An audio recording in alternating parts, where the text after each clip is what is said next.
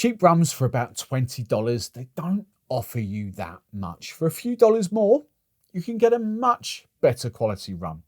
Now that is the opinion that I've held for quite a while now. But then I'm lucky, tasting loads of rums is kind of like a business for me, whether it's YouTube, whether it's rum nights that I do. But have I lost sight of what's actually really important? Do you really need to spend $30, $40, $50 on a rum? I don't know, but we're going to find out. Hey rum friends, welcome back to the channel. But for those of you that are new around these parts, hello and welcome. My name is Steve the Barman, and right here on my blue channel, it's all about tasting neat rums, whether it's country deep dives or whether it's comparison videos like today. So if that sounds like fun, make sure you hit that subscribe button so you don't miss any of my future videos. But don't forget, I've got 5 other YouTube channels and they will all be linked in the description below. So before we go any further, a bit of interaction in the comments below. Your favorite $20-ish, and that'll be roughly about £20 in the UK, but $20, $25 rum. Let me know in the comments below. So what spurred this video? Well, over the last 6 or 7 months, I've really been embarking on country deep dives, except for December, which was the advent calendar.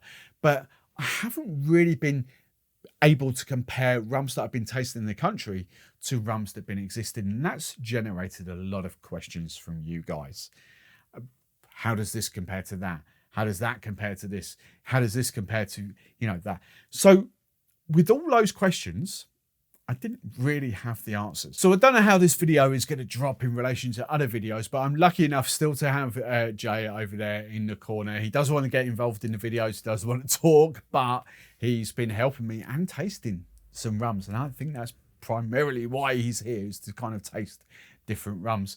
But I've enabled him to kind of do a couple of videos here where we've kind of blind tasted and just so I don't know what I'm drinking. And what I've got here are 7 big global players. I know exactly what rums are coming out. I just don't know the order that they're coming out in. And all of these, I would say, I know in the US you're going to be paying a lot less, but I've sort of said under $25. In the UK, these are probably going to be £25 up to, but these are big global players. I'm going to edit the names in so you can see what I'm tasting as I go along. But which of these big brands is the one that you should really be buying? So the first rum lined up. Let's go in. Kind of a nice aroma, actually. It's not complex. It's very approachable, very light. Very light, actually. A little bit of caramel, a little bit of vanilla. A little bit of stone fruit, actually, on there. Maybe apricot-y kind of vibes. Do you know what? It smells really inviting. It smells like a rum that I would love to drink neat. So let's just dive in. That's actually quite good.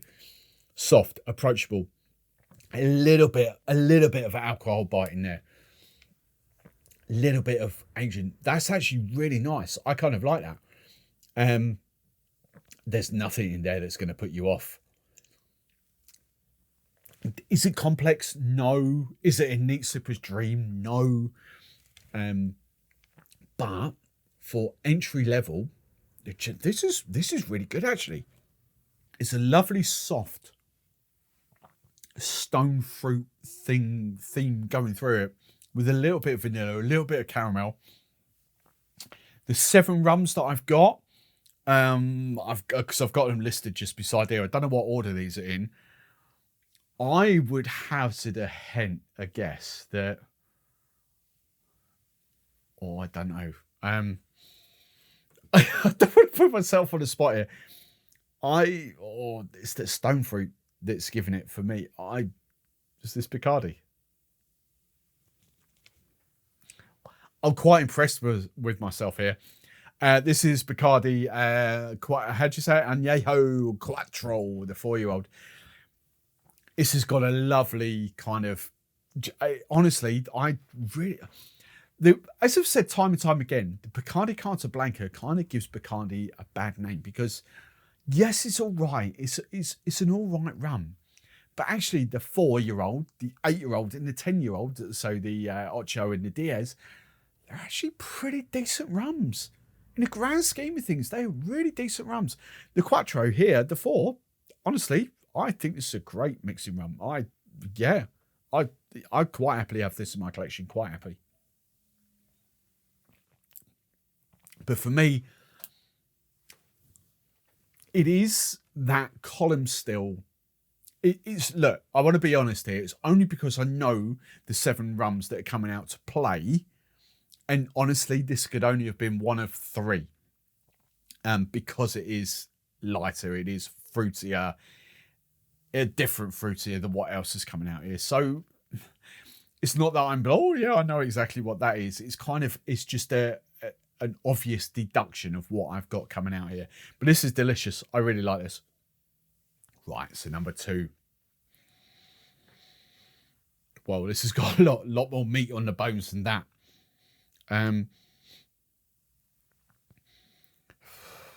If I'm going to be bolshy, whereas that's out and out column still, I'd probably go this is pot still. It's not funky or anything like that. It's just a lot more sort of concentrating and robust on the aroma.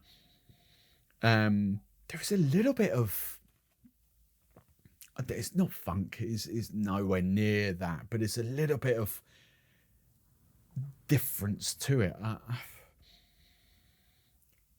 Honey, kind of rich molasses, a little bit of fruitiness to it, a little bit of banana-iness to it. That's probably what I'm getting. No, it's not. Look, when I think of funk, I'm thinking Smith and Cross, so Macca, Hamden, 8-year-old. It is nothing remotely close to anything like that. And out of the 7 rums that I've got, I don't know. Let's hang on. I've got an idea where this is going.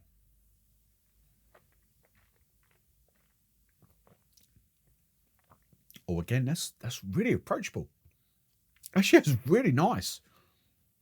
Caramel, vanilla, fruit, a little bit of honey.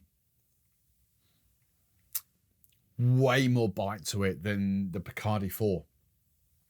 Way more body to it. That's actually really nice. I'd quite honestly drink that. My head before on the nose was going Appleton, Jamaica.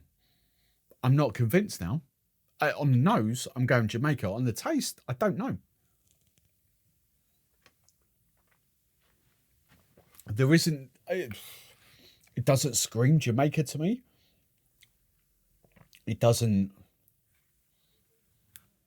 I'm trying to relate this to Appleton 8 and Appleton 12. I'm not convinced. This could be, knowing what's coming out here, this could be any one of 3, maybe 4 different rums. This is really nice, really delicious. In a very different way, this is a much more full-bodied rum than what the Bacardi 4-year-old is. Very different rum, very, very different rum. You know, don't think these are interchangeable. This is a very different rum. For me personally, I think I'm going to prefer that as a rum and coke and as a mixer, ginger ale, that kind of stuff. I think this is more for me, more for a cocktail rum. On the nose, you will see it on screen, but on the nose it's screaming Appleton. On the taste, not so much. I don't know. I don't know. On the nose, let's just go Appleton. Appleton Signature. There we go. That's really interesting. Again, it's one of these rums that I'm just like, oh, do you know what? The 8-year-old is so much better. That's actually really nice. And this is this thing. It's like when you have the 8 and the 12 and you're kind of like, oh no, you don't want the signature. You really don't want the signatures. But actually, when you just taste stuff blind, it's really good. It is really good rum. Oh, this is interesting. There's no giveaways on this at all. This could quite easily be Spanish origin column still. This could quite easily be English style pot still.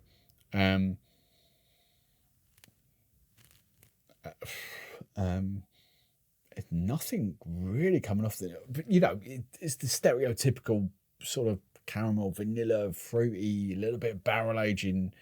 You know, it's not punching out in any direction. It's just a pleasant nose. It's not exciting me. It's just pleasant. It's the previous two excited me more. Let's put it like that. So let's taste. It's actually quite bitter. Is that the word? It's not a nice kind of sipping experience. It's not. It's quite harsh. It's quite rough and ready. It's not alcoholic ethanol. It is finished, but it's nowhere near as pleasurable as the Appleton Signature. Nowhere near for me like the Bacardi. I'd much rather have those two than whatever this is. If you kind of swill it around your mouth a little bit, coat your mouth, there's like little shades of pineapple going on. This is just hard work. This is actually quite feisty for what I want in this. This is, for me, maybe, right, for the distinguishment here, for what I like and lighter rums, this is probably more geared towards the rum connoisseurs. I dare saying that the rum lovers that like a little bit more to their rums, this is probably more up their street. But for me, for a mix and rum, I just don't think it's the quality's there. I just don't think it's refined. It's nowhere near as refined as that Appleton Signature. There's a few things it could be, but go on. Fair enough. Mount Gay Eclipse. I've had a downer on this rum for a few years now, and I think it is justified. I do love there's Mount Gay. I've got a couple of other rums in there. The Black Barrel is like, for me, it's all right, but again, it's not brilliant. It's the next one up. It's the XO. I forget what Mount Gay I've got. I can't even see it behind it now. I'd be up here, wouldn't it? There we go. So it's the Black Barrel that I'm not a big fan of, but the XO is actually quite tasty and decent. It's not my favourite neat sipper, but you know, it's, yeah. And I think I just don't think I'm the hugest Mount Gay fan. I think that's where it is. But to kind of break that in, I'm not the hugest Barbados fan. I just think Barbados rums are like, you know, and I know that's an unpopular opinion. I get it, but I've got so many more rums here that I personally prefer to Barbados rums. That's just me. I'm sorry, but it is just me. This has got a little bit more on it. Oh, a little bit more pleasant, I would say, than the Mount Gay. But it's not springing out to me like the first two were. The first two were like, oh, this is really nice. This is... Oh, what is that? Again, it's kind of like... If I was going to hazard a guess, I would say this is column as opposed to pot. But that might be a total... I don't know. The reason I'm saying this, it's got this little sort of pint of stone.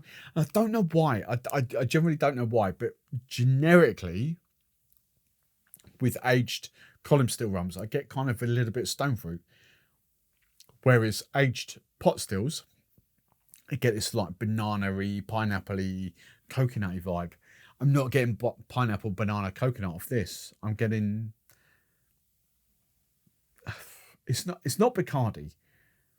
Bacardi for me has got that inherent apricot-y, peachy, stone fruit vibe. This is like almost there, but not. I think I know where I'm going with before I taste it, but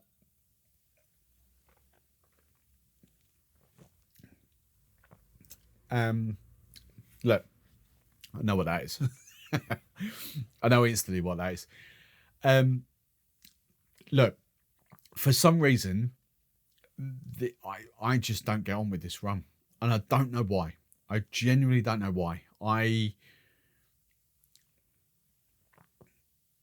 mean, I only know what this rum is because I've put the 7 rums. I know what 7 rums are coming out. Well, I say that it could be. So I'm gonna, where my head was. This is Havana 7-year-old, but this could actually be Flor De Cana 7 because I've not got actually a lot of experience with the Flor De Cana. So I'm going to sit on the fence for a couple of seconds. Right, what's wrong with this rum? It's not that anything's wrong with it. It's just it's like a little bit of honey. I don't find it a pleasurable, neat drink, neat sipper. It's a little bit of feistiness to it. It's a little bit of honey going off on a little tangent. And I love honey. Don't get me wrong. I love honey. But there's just something. This has to be a Havana 7-year-old. It has to be. It's just something that just doesn't quite sit right for me with this rum. And it's a real... And I don't understand it because, right, and people think I have a downer on Havana because I don't like Havana 3-year-olds, really. I don't like Havana 7-year-old. I don't like Havana Especial. And yet, I'm kind of really, really like the Cuban Barrel Proof or a selection de Maestros or whatever you want to call it up there. The only thing I'm slightly confused about this is that it's not... It probably is Flor De Cana 7 because it hasn't got the depth of what the Havana 7 I think has. And I haven't had the Havana 7 for ages. It's just this. Yeah, I don't know. Jay, what is this? Huh? Try. What have you done? Right. I know you can't hear me. He does want a mirror bike and he doesn't want to come on. Right, try the next one. Okay. What have you done? What have you... I'm so confused right now. I gave him 7 rums. That was all he had to do was just pour 7 rums in a random order into a glass. Oh. That... He's laughing. He said, is that 7? Right. Well, what's that then? Oh. Wow, okay. All right, interesting. So I know I'll have edited and put it on screen. That's the Especial, which I didn't put out for him to pour. Get stitched up here. And that's the 7. Honestly, if I'm being brutally honest, I don't think... If you're a fan person, I'll stand by this. I don't think you need to pay the extra for the 7. I'd much prefer the Especial. Are they... Right, let's clear this up. Are these 2 rums... I was going to say remotely close to these. This is gonna be nuts now. I'd put the Havana Especial, that first one. This is what was throwing me. I'd put that over the Mount Gay Eclipse. I generally would. The Havana 7, no, I just don't get on with it. I just don't. It's like no. For me, that Havana 7 is a very distant, yeah. That's the Havana Club Especial is a 3rd placer. I much want the Appleton. I much want the Bacardi 4 over the Havana Especial all day long. Now, as if by magic, there's another random glass just appeared. So there was 8 glasses. I hope you're not doing... I'm not going to end up with 9 or 10 here. Right. Get stitched up in it. Oh, this is quite... Oh, this smells quite nice. What are we on now? 1, 2, 3, 4... Well, technically number 6, but when I thought there was only 7 in here to start off with. God knows what's going to happen. This smells quite nice, actually. This smells kind of fruity. It smells kind of a little bit of caramel, vanilla. This excites me. This is like, I want to drink this. So this is instantly, on the aroma, up with the first two, Bacardi and the Appleton. Wow. Oh, wow. Oh, I like that. That's darker. That might be a giveaway to what it actually is. Fruity, dark. I dare, a bit more forgiving. I dare say this might have a touch of sweetness to it. I don't know. This is potentially really up there. This is really nice, actually. I think this has got a lot more going for it as a mixer, as a cocktail rum, as a neat sipper. This is interesting. Oh, right. Let's go for tasting. Banana, caramel, pineapple, figs. Go fig jam for some reason. Dates, dried fruit, tropical fruit. I'm off on all kinds of tangents here. Hang on, what's missing? 1, 2, 3, 4. I know what this is. But this has really surprised me because it ain't Flor De Cana 7. Because I've already alluded to that. I'm not going to say what the other two are. You will have seen what this one is already, but I'm not going to say what the other one is. And this ain't the other one. So this has... Wow. I'm really shocked by this. Is this... Wow. I'm really shocked by this. This is actually really good. Really good. And I've not dismissed it, but I've not given it a lot of love recently because I always give the OFTD a lot of love. But this is Plantation OD. This is actually really good. Forget the amount of sugar that's added to it. It's not like a Plantation XO, where it's 20 grams, but I don't know whether it says, it's a lot of text. I don't know what it says on the back of the bottle. That's actually really, really, there we go. That's actually really good. I really like that. This is going to be really hard for me to kind of pick a difference because it is a very different concept. Very different. At the moment, I have to group those three together. The Plantation OD, Planteray OD, sorry, the Appleton Signature and the Bacardi 4. I have to group them all together. They're very different rums. Don't think they're like for like swaps. They are very different. But that's really good. I like that a lot. This is where this format falls down slightly because I've got 2 rums left. And unless he stitched me up, I know what the 2 rums are. And they should be chalk and cheese. They should be, but we'll dive in. So, well, I'm going to tell you now. This isn't Flor De Cana 7-year-old. Not by a long shot. This isn't Flor De Cana 7. So I've kind of found a flaw in my own theory that these would all be blind tasting. Perhaps I should have done the unveil at the end. But look, this is going to be a bit of brown bias going on now because this smells lovely. Fruity, tropically, bit of complexity. Is that a word? What's complexity? That's the word, isn't it? I've been a victim of my own kind of planning here because perhaps the unveil should have been at the end, but this isn't Flor De Cana 7, not by a long shot. So it has to be. He's laughing. It has to be Chairman's original. It has to be. And a note, that was before a taste. Yeah, I mean, that's delicious. Oh my God. Like, what? Look, I'm going to get so many haters right now, but why would you buy Mount Gay Eclipse? when you could buy Chairman's original. Why? Why? I don't understand.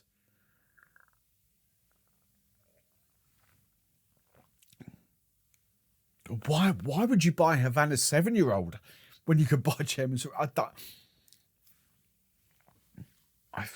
Honestly, I really rate that. Is it as good as the Appleton Signature?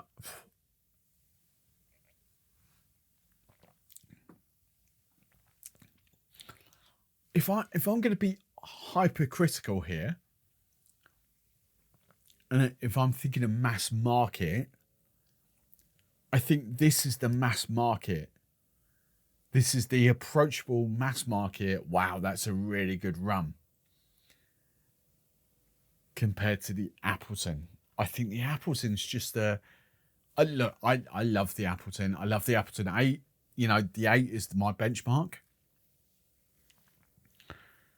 But for me, I'd probably put that. And again, you know, St. Lucia Distillers, Spirit Bam, they're going to hate me. But I was just going to say, I'd put that up there with the Bacardi 4. But I love the Bacardi 4. This is a tough call because the Plantation OD is a little bit richer, a little bit more full-bodied, a little bit fruitier, a little bit more going on.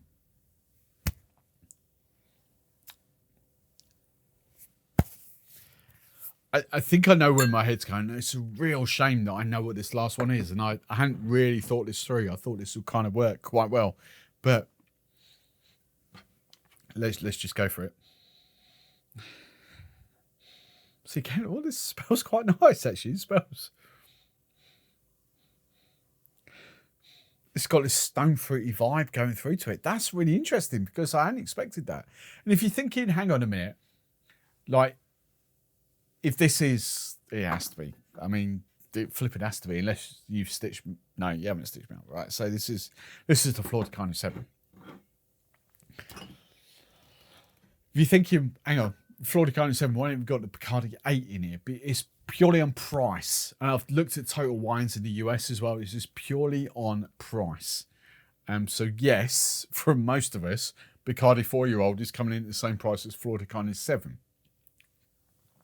Bacardi 8 is the next step up. And he stitched me up with the Bacardi Especial, the Havana Especial, because this wasn't supposed to be in there. It was the Havana 7, which was the same price as a lot of these. Like the Havana Club Especial is a lot cheaper in the UK than a lot of those. So, right, let's give you an honest opinion of this.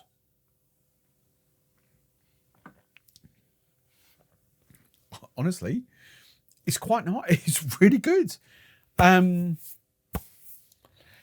It's a really good, straight down the line rum. It doesn't offer me, it doesn't excite me, but it's a really good mixing rum. And it's hard now because I know what that is, obviously. But I genuinely, hand on heart, generally, without hitting the microphone, I would, if I'm ranking these in order that hopefully you would have got, I think Bacardi 4 really plays a part. I think Planteray, OD really plays a part. Chairman's Reserve Original plays a part, and I think the Appleton Signature really plays a part. For me, they are the big 4 in this category. Very different rums. I think we're all on the close-up. Yep. Very, very different rums. Even those 4 you can't compare side by side. But for me, those 4 are light years ahead of, well, these 4.